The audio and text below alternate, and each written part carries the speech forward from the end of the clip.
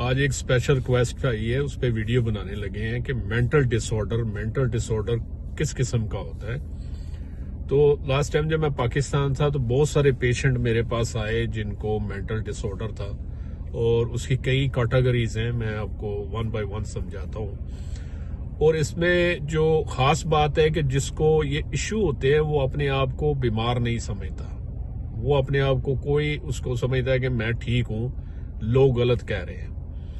तो कई पेशेंट आए जो कि एंजाइटी या डिप्रेशन की वजह से, या जो मेंटल डिसऑर्डर था उसमें 7-8 किस्म होती हैं। खासकर पाकिस्तान में तो ट्रेंड ही कोई नहीं है कि कोई साइकोलॉजिस्ट के पास जाए या साइकेट्रिस्ट के पास जाए और जाके काउंसलिंग करें। तो हमारे वेलनेस सेंटर पे हमने उनकी काउंसलिंग की और 2-4 काउंसलिंग में माशाल्लाह वो 50-60% ठीक हुए। तो इसकी कई किस्म होती है। फॉर एग्जांपल जो ओसीडी होती है, जिसको एंजाइटी ओसीडी कह लें, कि ओसीडी का जो पेशेंट होता है ना, वो बहुत ही वहमी होता है। उसको हर चीज में वहम होती है। हाथ धोता रहेगा कि मेरे हाथ नहीं साफ हुए, टॉवल इस्तेमाल नहीं करेगा कि पता नहीं इसके साथ कुछ लगा हुआ है। वो अपने जो घर वाले हैं उन पे वहम करना शुरू कर देगा कि मुझे ये कोई गोली खिला रहे हैं मारने के लिए, या मुझे ये खाना दे रहे हैं, मैं मर जाऊंगा। तो ओसीडी का जो पेशेंट है ना, वो हर चीज में जो है ना वो वहम करेगा। और अगर वो शावर लेने जाएगा तो 2-2 घंटे शावर ही लेता रहेगा। इसी तरह दूसरा जो इसको कहते हैं बाइपोलर मोड डिसऑर्डर, उनका मूड का पता ही नहीं होता। वो बैठे बैठे एकदम लड़ना शुरू कर दे या गुस्से में आ जाएंगे या हंसना शुरू कर देंगे। और फिर तीसरा आता है, इसको कहते हैं हम बुलिमिया नर्वोसा ईटिंग डिसऑर्डर। ये खासकर यंग को होता है और वो खाना खाते जाएंगे फॉर एग्जांपल अगर वो कोई चीज पसंद है उनको, तो वो खाते जाएंगे। वो अगर आप उनको रोकोगे तो वो आपके साथ लड़ पड़ेंगे। खाने के बाद वो क्या करते हैं, फिर उनको सोच आती है कि मेरा वेट ना बढ़ जाए। वो कोशिश करता है कि वो मैं कोई मेडिसिन लूं, गोलियां लूं, कुछ करूं, लेकिन खाने से वो बाज नहीं आएंगे। आप मना भी करेंगे वो नहीं रुकेंगे। उसके बाद आ जाता है पर्सनैलिटी डिसऑर्डर जिनको होता है, एंटी सोशल होते हैं। वो डरते हैं कहीं किसी जगह पे अगर कोई शादी है या लोगों का हजूम है, वहां नहीं जाएंगे। उसके बाद आ जाता है डिसरप्टिव बिहेवियर डिसऑर्डर।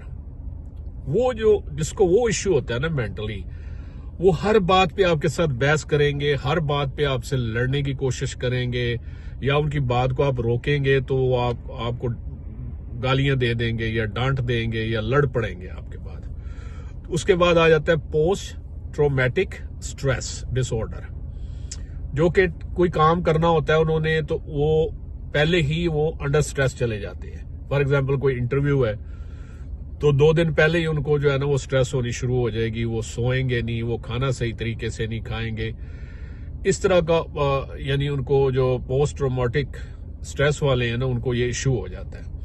उसके बाद स्किज़ोफ्रेनिया जिनको होता है, वो स्क्रीमिंग करते हैं, चीखें मारते हैं, बाल खींचना शुरू कर देंगे, अपने आप को मारना, खासकर फीमेल वो थप्पड़ मारनी शुरू कर देंगी जब भी कोई घर में इशू होगा या बहस होगी।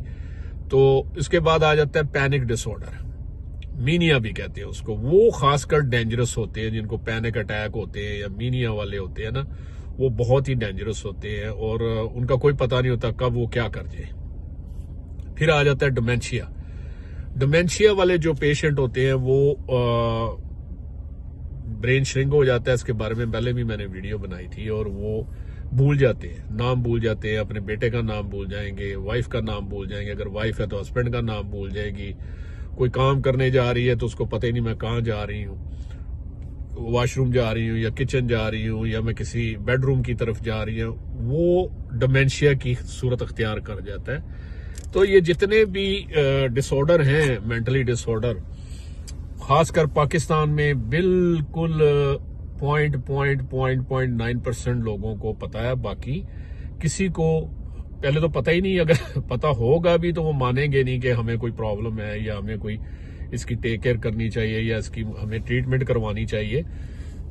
लेकिन वो सराउंडिंग जो लोग हैं उनके लिए वो प्रॉब्लम क्रिएट करते हैं, घर के लिए प्रॉब्लम क्रिएट करते हैं। उनकी ट्रीटमेंट बहुत ज़रूरी है, उनको लेके जाएं किसी साइकाइट्रिस्ट के पास, काउंसलिंग करवाएं ताकि वो ठीक हो सके। और इसकी वजूहत क्या हैं जो पाकिस्तान में मैंने देखी है? वजूहत ये हैं कि लोग एक दूसरे से दूर हो गए, फैमिली मेंबर एक दूसरे से दूर हो गए, गैदरिंग खत्म हो गई है, कम्युनिकेशन खत्म हो गई है।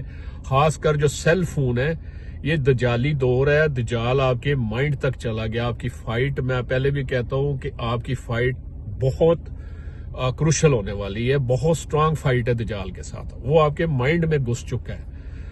और आप देखेंगे, आप कोई एक्सपेरिमेंटिंग करना चाहते हैं ना, सेल फोन, आप सिर्फ सोचें, यहाँ पे सिर्फ सोचें, किसी को बताएं मत, किसी के बारे में सोचें। फॉर एग्जाम्पल आप सोचें कि मैंने मोटरसाइकिल लेना है, मैं एक मिसाल देता हूं आपको, तो आप किसी से बोले मत। थोड़ी देर बाद आप फोन उठाएंगे, जैसे ही आप फोन हाथ में पकड़ेंगे तो मोटरसाइकिल की एडवर्टाइजमेंट आनी शुरू हो जाएगी, मोटरसाइकिल के बारे में आना शुरू हो जाएगा। वो स्कैन कर लेता है अपने ब्रेन, आपके ब्रेन को, ठीक है। ये दजाल आपके दिमाग में घुस चुका है। और फिर सेल फोन इतनी प्रॉब्लम कर रहा है, जितने भी मेंटल डिसऑर्डर हो रहे हैं आजकल पाकिस्तान, बहुत ज्यादा हो रहे हैं लोगों को, वो इसी वजह से हो रहे हैं कि फैमिली मेंबर एक दूसरे को टाइम नहीं दे रहे। अगर घर में आ रहे हैं तो सेल फोन पे हैं, पास बैठे हुए हैं तो सेल फोन पे हैं, किसी रिलेटिव के पास जाएंगे तो वो सेल फोन पे लगा हुआ है, बच्चे सेल फोन पे लगे हैं, वालिदैन सेल फोन पे लगे हैं, कोई किसी की तरफ ध्यान नहीं दे रहा, ना खाने पे बैठ के टेबल पे, ना वैसे बैठ के। तो वो सोशल एक्टिविटी नहीं रही, ना बाहर इकट्ठे जाते, अगर बाहर भी जाएंगे तो फोन पे लगे होंगे, अगर किसी तरफ जा रहे हैं तो फोन पे लगे होंगे। तो सबसे बड़ा मसला ये सेल फोन है आपकी लाइफ में, जो आपको मेंटल डिसऑर्डर की तरफ ले जा रहा है। तो इसके लिए ट्रीटमेंट कराना बहुत जरूरी है। आपका ट्रीटमेंट करवाएं और इन चीजों से बचें, नहीं तो ये आपके लिए खतरनाक है।